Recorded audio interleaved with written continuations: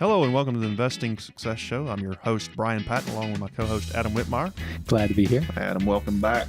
So we're starting off a new year with some new ideas on where we want to take the show. That's right. And Adam and I've been talking. We're both family men. Adam has 26 kids. No, I'm just kidding. 25. You have 6 kids, right? Minus the 20. Yeah, I just how have old 6. are your kids? My oldest are 13 and 14, and then I've got a 7 and 9-year-old, and I have 2 3-year-old twin girls. So you're in a little different area of life than I am. I have 3 kids, and they're all fairly grown. I have a 25, a 23, and a 20-year-old. The 20-year-old is about to get married. Wow. So You're about to be an empty nester. Yeah. Well, I guess I'm looking forward to that. I'm not sure. All right. So, as you and I were talking about, hey, what do we want this podcast show to be this next year? We got to talking that we really want to help our kids understand money, and we want to pass on the knowledge. We want to pass on the knowledge that here you go, that we both have gained over the years, and the things that have made us successful. Right, because they hear a lot of things out in the world that really aren't true. And there's a lot of myths concerning money. There's a lot of misinformation. I don't think they really get much education in money things in school anymore. So really, what they learn, they have to learn from us.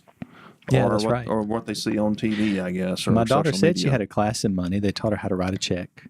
So she says she's good. She so doesn't need to know any. Have checks, you can. Yeah, got money. She won't write a check. She only use if it's not says Visa on it. She won't use it. Do people still write checks? Sometimes they do. So we did set up our kids a bank account. We wanted them to know how to write a check, but we'll go into that later. But ultimately, the point being is that what we've learned up until now that has worked. Right. And what hasn't worked. Right. And so the concept was we asked ourselves the question and said, look, if we had 30 days left to live. That's a morbid thought. It is, but hear me out here. What would we want our kids to know about investing or about finance and how that affects their life and their success in life and their lifestyle? Right. And so we really put some thought into this. And one thing, I think back to my first job out of college, and maybe you had a similar experience. I learned a very valuable lesson. My boss was as mean as a snake.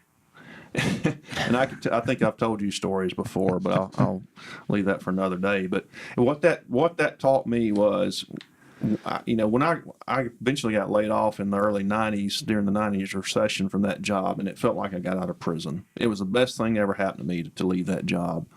But what that taught me was life's too short to work for somebody you don't like or work in a job you don't like. So I guess one thing that compels me to teach my children is how not to get stuck in that rut, because we've all, our listeners have either been there or are there in their life, and life's too short to live like that. It is. So, how do you get out of that? Robert Kiyosaki calls that the rat race. Getting in your car every morning, driving downtown for an hour, and being stuck in traffic, and coming back home in the evening, getting home late, and doing that for 40 years, hoping you can retire. And that's what he calls the rat race. And I don't want my kids to be stuck in that if they don't want to be doing that. A lot of people like doing that, having that kind of lifestyle. But so let me ask you, how old were you when you first started working? When I first started working. When you first got into the rat race, how old were you? I guess right straight out of college, 23, 22. You were 23, 22, 23. Okay. Right. How old were you when you got out? I was 37. And you left your job? 37 when I retired from a day-to-day job. You were 37. That's not that long a span of time, if you think about it. Yeah, and I did so that. You got out of the rat race relatively quickly compared to most people. I did. And I did that through real estate, which we talk a lot about on this show.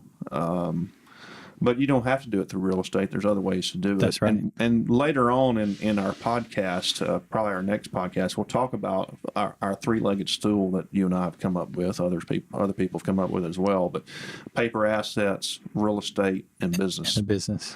Yeah. And that's how we think you can get there. You before we started the show, you had come up with a little diagram. I think it's real important to show the listeners sort of how you envision where you start out as a young person, from a planning standpoint and where you can end up. That's right. And so as we decided to begin this year, most people begin their year with goals, right? With setting goals. And with us, we did come up with some goals, but really we wanted to start with something kind of we thought was more really important to our kids, which is understanding about money. So we're going to have the money talk. Right.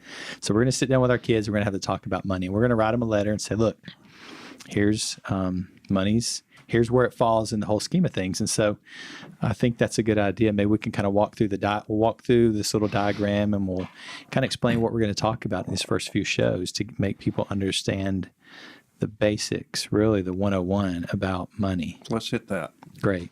Having the conversation about money, I did financial planning for about 7 years before getting back into real estate. That's right. I forgot to mention that. Yeah. Tell us about the financial planning side that you. Well, so And by the way, you also have an art degree. That's why we got you set up ready. We're ready gonna draw ready some to do some pictures. drawing. So you financial plan. You're like a Renaissance man. that was for some Do you play reason. any musical instruments as well? No, I do not. Okay, well, I But got you on that. I play but trumpet. I made sure that my kids do just for Let that me pull out my specific trumpet and reason. start playing some. Yeah, it'll be good. I don't know. For some reason, when I was younger, I was really sold on the idea of being a Renaissance man. That's what I wanted to be when I grew up. So I ended up learning anyway. Went down some strange paths because of that. So that being that, yeah. So a real estate investor who is an art major, But you've got some background in financial planning. You got a lot of I got licenses securities for that, licenses, insurance licenses. The whole idea is I wanted to understand more about investing, about money. You talked about when you were got your first job. So my first job, I was a photographer's assistant on the weekends for my aunt. My second job, I was a lifeguard. I had jobs that weren't really jobs. They were more fun, exposure, interesting, and exciting. And so I didn't learn what it meant to really work until I had to really work. I grew up like third generation in real estate, investing and developing with family, aunts and uncles, grandparents, stuff like that. The only interesting thing about it, so everybody in my family were very successful, millionaires, made a lot of money, except for my parents. My dad worked in a chicken plant, and they ended up divorcing. My mom raised 4 kids by herself. We grew up so completely broke. Do you know? We'll get into this a little bit later, but do you know that because of that you are more likely to be a millionaire yourself? Three quarters of the Really? millionaire. I believe that. 3/4 of the millionaires out there did not have parents that went to college. I believe that, honestly. I feel like that's what is, I don't know, I have this insatiable drive. I don't know where it came from, but growing up broke, I didn't realize until I was in middle school that I had all these wealthy relatives. And but up until then, so it's a weird situation to be in, to where you're exposed to a lot of successful real estate investing, developing, building my grandparents built apartments, and we developed subdivisions and things like that. But personally, in my family, we're not very good with money. My mother never had a bank account until I got her to co-sign on mine when I was 13 years old. I said, "Hey, I want to set up a savings account." When I was 13, I need you to co-sign. She'd never had one. And so it was a really interesting phenomenon. I was actually the first male in my family to graduate high school. Wow. My older brother dropped out. My father dropped out. My grandparents dropped out when they added 12th grade on. And then so I graduated high school and college. And I was the first male in my family to do that. I thought that was kind of interesting. So I can really see why you want to pass on what you have learned. Yeah. Because you probably felt like you didn't receive a lot from your parents. I received a lot about faith from my parents, from my mother especially, but not a lot about money. And so not understanding money can cause a lot of heartache and a lot of stress. So I want my kids to understand, look, here's some basics. And that's why I think it's important. And so one of the reasons I went into financial planning, because I wanted to understand more about money. And I read everything on financial planning, estate planning, different types of investments, everything I possibly could. And I realized that there are just some basic principles. I love books like The Millionaire Next Door, which is another book that we'll talk about. But the basic concepts that I ended up internalizing and then teaching to my clients came down to this. So we would sit down, because a lot of my clients I had, some of them were wealthy, some of them weren't. I would not discriminate. I would, whoever wanted to know, we were gonna educate them. And so basically I talked about building a solid financial foundation. And then I would draw what is the most solid structure in the world, which is a pyramid, right? And so basically, I would draw a pyramid on a sheet of paper just like this for my clients. And then basically I would start categorizing. The very bottom, the very base, has to do with protection, which has to do with insurance. So what let me see here. I'll talk about my art skills. I'm a little bit rusty now. It's been a while. So we're going to talk about protection. And those are things, all these different insurance. It's like when you don't have money or assets, you have to have some type of protection. You don't want to drive around without car insurance. You get in an accident, you can't afford to replace the car or somebody else's car, or God forbid somebody gets hurt, right? So you have to have a certain amount of life insurance, health insurance, disability insurance. What if you get injured? Those things help you, and then over time you become self-insured. Right. Like you think about, when I'm young, I've got kids and a mortgage and all these responsibilities. Okay, so let me get take out some insurance to cover that, and so that as I'm saving and I'm paying down that debt and my assets are increasing over time, eventually I'm going to be self-insured, and I may not need the insurance anymore. Right. But it's just when you're young. But that's the first, is let's just protect ourselves, protect our assets while we're growing them. And the second piece that's essential, most people never get past this one, by the way. It's really essential when it comes to building assets. The first one has to do with an emergency fund. You have to have an emergency fund. The second one has to do with debt. Credit cards. Credit cards are the worst. So typically in America, most people's emergency fund is what? It's their credit card. Cards. Their emergency funds, their credit card, their savings plan, or their tax returns, and their retirements win in the lottery. I read the other day that 50% of baby boomers cannot come up with $10,000. Really? 50%. I'm surprised actually that number's so as low as it is. That blew me away. These are people that are 45 to 65 years old, and so basically they have no emergency fund. That's right, no emergency fund. So when you don't have an emergency fund and an emergency comes up, what do? You go into debt. Right. And so to get rid of debt and to start saving, you have to have an emergency fund. You got to put money away somewhere liquid where you can get to it, but not get to it so quickly and so easily to where it's burning a hole in your pocket.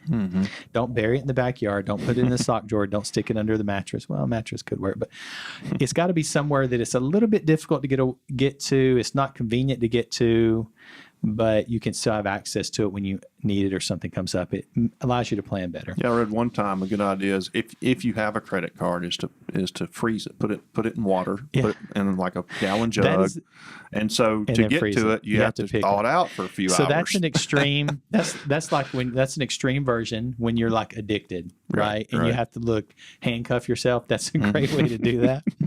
So having emergency funds one thing, and having a debt roll down plan usually is kind of the best way. If you have multiple credit cards, mathematically that's been kind of one of the most successful ways to do it.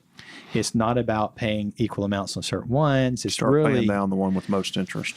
It's a balance between the one with the highest interest and the one that you can pay off the fastest.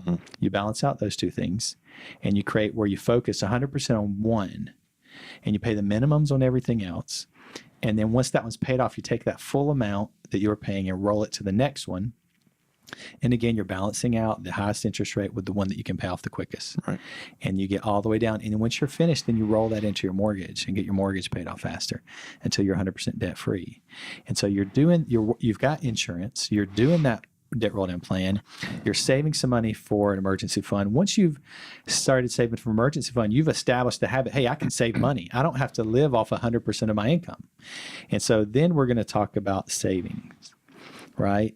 This is what we're going to save. Now, this is long-term savings. Your emergency fund or your short-term savings. Long-term savings are things like retirement, education for kids, things like that. And generally, I think the guideline is 15% or so of your income you want to save. Does that sound about right? Yeah, actually, you can do it anywhere between, depending on your income, you can do anywhere between 5 to 15% of your income. Really, even if you just say 10%, you can still, if you've got a normal lifespan, you can easily save and become, worth a few $1 million pretty easily in retirement. So there's just a big gap. And later in the show, we're going to talk about becoming a millionaire. We've Yeah. got 7 myths that a lot of people believe that sort of stand in the way of them becoming a millionaire. We want to talk about those. That's absolutely right. And so one of the things that I enjoyed when doing financial planning, that when we were talking about saving and investing, people wanted to retire. And so they had issues saving money. They said we had a hard time. And so we would look at, maybe they were spending some money on cigarettes, or maybe they were going to the convenience store. And so I took out a calculator. I said, okay, so you're spending $3 every time you go to a convenience store.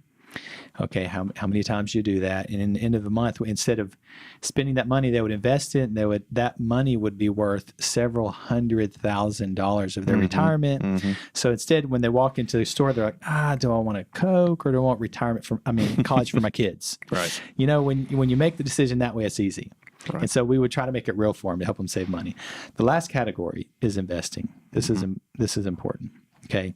Investing has to do with either a real estate portfolio. You can invest in real estate. You can have a paper portfolio, invest in money, or you can invest in a business. And business that someone else runs, and you basically kind of live off the residual. These are the 3 different ways that you can create residual income. I love that. That's a great pyramid, and it's a great sort of plan to get you from starting out. Whether you've been, maybe you're 30, 40 years old and you feel like you're just now starting out, or you're really starting out in your 20s. No matter where you're follow at. that plan, and you can get there to financial freedom, and potentially someday become a millionaire yourself. That's right. So I think we'll talk about those 7 myths that I mentioned earlier in our next podcast, as well as later on we're going to cover those 3 assets, the paper assets, the real estate, and the business side of it, to see how using those as basically a three-prong approach.